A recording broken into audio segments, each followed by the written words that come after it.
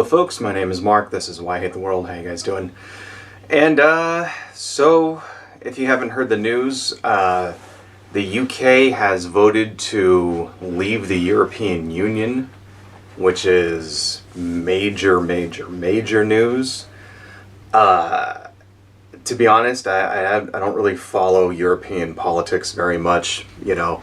You don't really get a lot of it here in the States unless you go looking for it. So, I mean, I knew that there was a vote going on, but I had no idea that it was so, like, serious.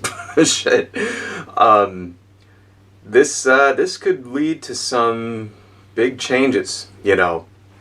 Not just in Europe, but this could lead to economic consequences over the entire world. I mean, if you think what's going to happen is that, well, Britain leaves the EU, they no longer have any of the treaties that, you know, the EU has with their trading partners, you know, so it's already having consequences there, you know.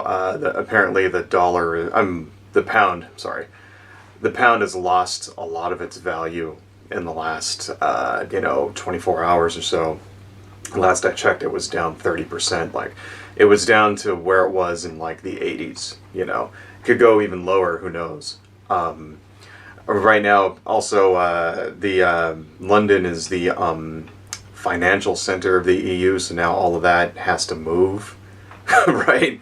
So it's like industries and shit are already leaving the country because of this. Like, and you know, so I don't want to panic. I mean. Apparently it'll take a couple of years for this transition to be completed, right? So that may kind of soften the blow a little bit, you know, and it may not spark a worldwide fucking depression. Let's hope not. But what happens if other countries in the EU start following suit, you know? Like what happens if, I don't know, if it's just like one by one, they all start like, you know, dropping out and the entire EU collapses and then the euro isn't worth anything anymore. That is a possibility. If that shit happens, we're all up shit creek without a paddle. So, I don't know. I mean, just the thing is that apparently this effort was led by very scary right-wing elements in British politics. You know, mainly having to do with, you know, anti-immigrant sentiment, you know, from the Syrian refugee crisis, right?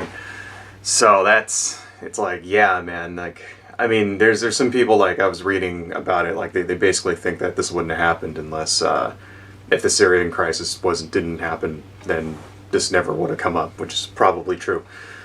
So, yeah, it's just, I don't know, I mean, we're all kind of waiting to see what's going to happen, and you know, some people out there, I'm looking on, you know, Reddit and things like that, and they think it's fucking Armageddon, and it's like, no, it's not, you know, it's not going to like spark a depression immediately, you know, but there are going to be consequences, and you can expect at least this to spark a recession here, you know, in Europe and here as well, and any other country that trades with Europe. Okay, that's just what's going to happen for a little while. There'll be a downturn. Who knows if it'll actually turn into a recession.